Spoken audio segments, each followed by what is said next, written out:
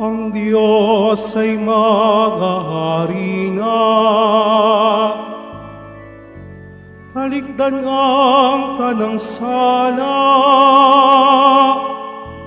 manalig sa balita niya. Hallelujah, Hallelujah,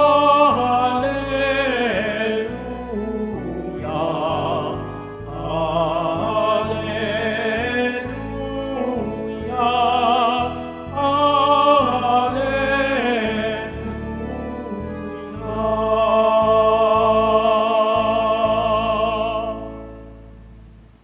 Sumainyo ang Panginoon, At sumaiyo rin. ang mabuting balita ng Panginoon ayon kay San Mateo. Papuri sa iyo, Panginoon. Noong panahong iyon, tinipon ni Jesus ang 12 alagad at binigyan ng kapangyarihang magpalayas ng masasamang espiritu at magpagaling ng mga may karamdaman.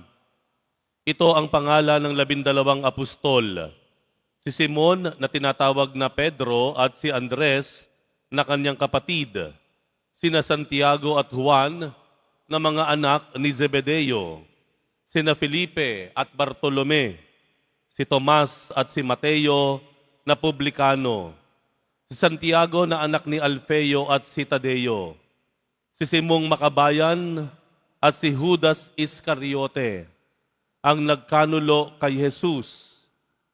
Ang 12 ito'y sinugo ni Jesus at kanyang pinagbilinan.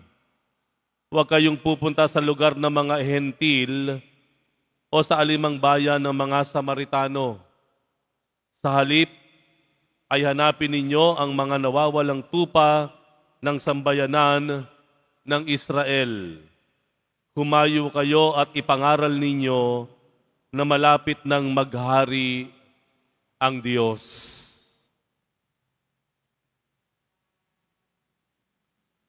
Ang mabuting balita ng Panginoon. Pinupuri ka namin, Panginoong Heso Kristo. Magsiupo na po ang lahat. Magandang tanghali po sa inyong lahat. Pwede bang lingunin natin uli yung ating mga katabi nasa likod sa harapan? Pangitiin natin sila sa pamamagitan ng pagsasabi ng God bless you.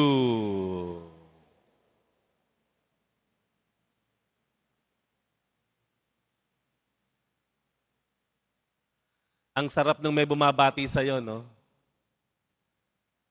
Nakakasama ng loob pag hindi ka binati, hindi ka pinansin,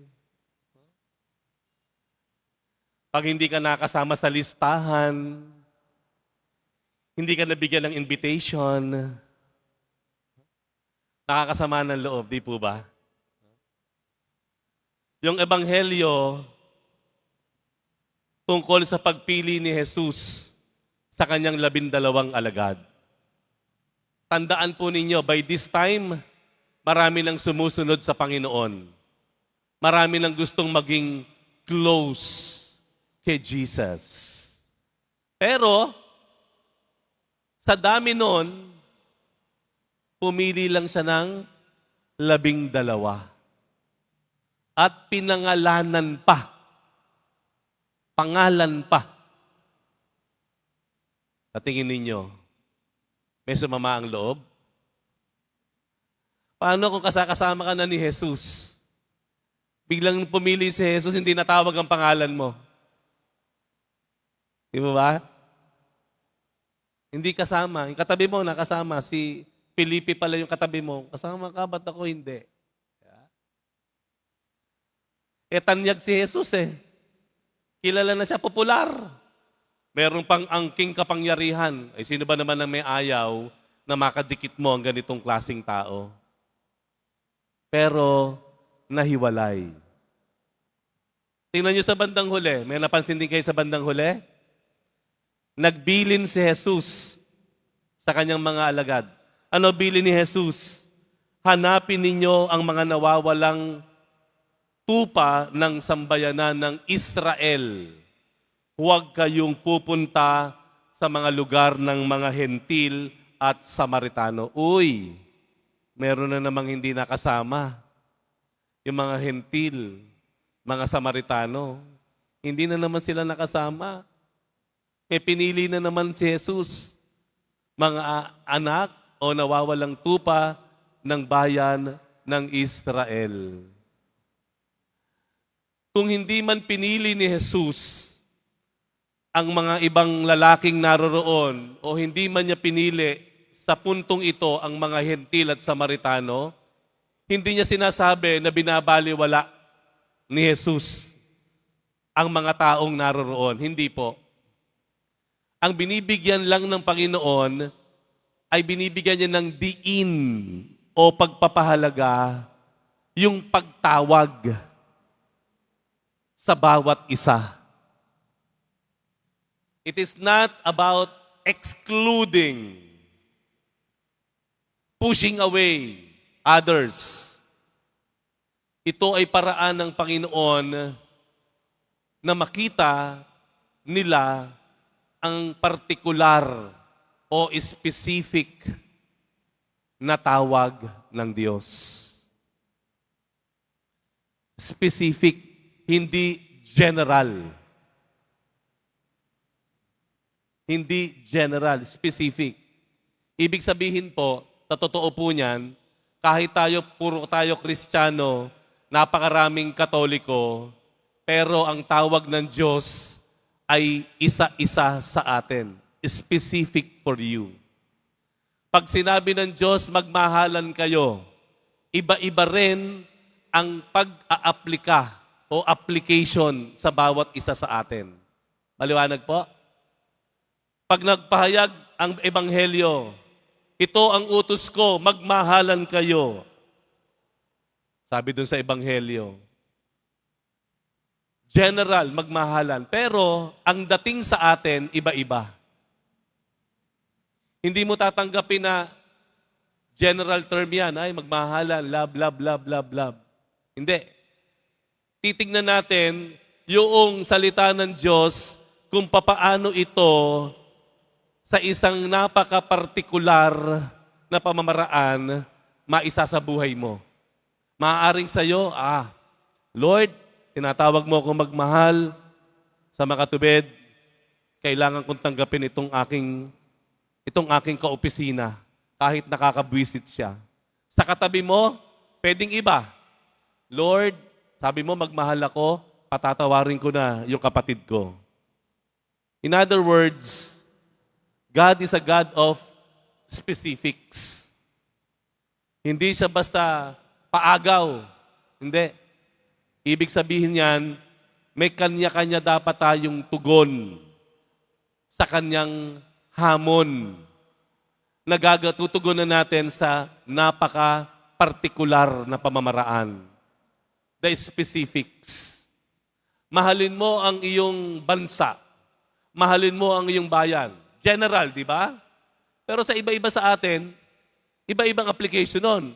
Para sa akin, kung mamahalin ko ang bansa ko, susunod ako sa regulasyon sa kalsada. Sa katabi niya, mahalin ko ang aking bayan, magbabayad ako ng tamang buwis. Magkakaiba. Tama po? Ang isa pong dahilan kung bakit hindi natin magawa-gawa ang utos ng Diyos, kasi we accept the word, the command of God in a general sense.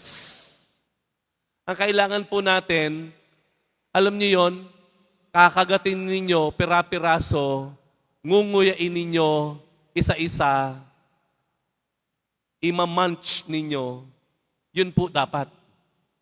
Hindi isang buong kakainin mo yan, hindi mo malalasahan yan. Mabibilaukan ka pa. Ang isang dahilan kung bakit hindi natin magawa ang kalooban ng Diyos at tayo ay we will end up frustrated about ourselves, angry about ourselves, kasi hindi po natin nagagawang i-translate sa konkretong pamamaraan ang utos ng Diyos sa lahat. Amen? Ngayon, tanungin ko kayo, nung sinabi ng Panginoon, ito ang aking baging utos, magmahalan kayo. Sa ngayon, ano naiisip po ninyo? Sa papaanong konkretong pamamaraan mo matutugunan ang paanyayang iyon? God is a God of specifics. Mitikuloso ang Panginoon. Meticulous. Yung bawat kilos natin, yaan ay kanyang binibigyan ng halaga. Yung maliit na pagkakawang gawa mo, kunyari may nalaglag, dinampot mo, inabot mo dun sa nakalaglag, very small, very specific, pero nakikita ng Panginoon yon. +1 ka na sa score mo. Di po ba? Sa sasakyan, ang sikip-sikip na ninyo, may umakyat pa. Hindi niya alam kung saan siya uupo. Pinilit mong bigyan siya ng kaunting makasingit siya. Kahit hirap na hirap ka na. Makaupo lang siya, umaandar na yung jeep. Maliit na bagay, very specific, pero nakikita ng Panginoon. +1 ka na ron. Maliliit na bagay. Ang tugon natin sa Panginoon, pwede po nating gawin sa mga maliliit, partikular na pamamaraan. Hindi natin kailangang maging dramatic, grandeur, no? Ang pagtugon sa Panginoon sa pang-araw-araw nating ginagawa sa mamaliit na pamaraan, sa mga tahasan o diretsong pamamaraan, pwede tayong tumugon sa Panginoon. At iyon nakita natin sa Ebanghelyo. He is not excluding others. Hindi niya inilalayo. Pinapakita lang ng Panginoon ang pamamaraan ng pagtugon sa Kanya ay magagawa natin kahit sa maliliit na bagay, mga payak at simpleng pamamaraan para matugunan ang Kanyang atas, ang Kanyang hamon. Amen.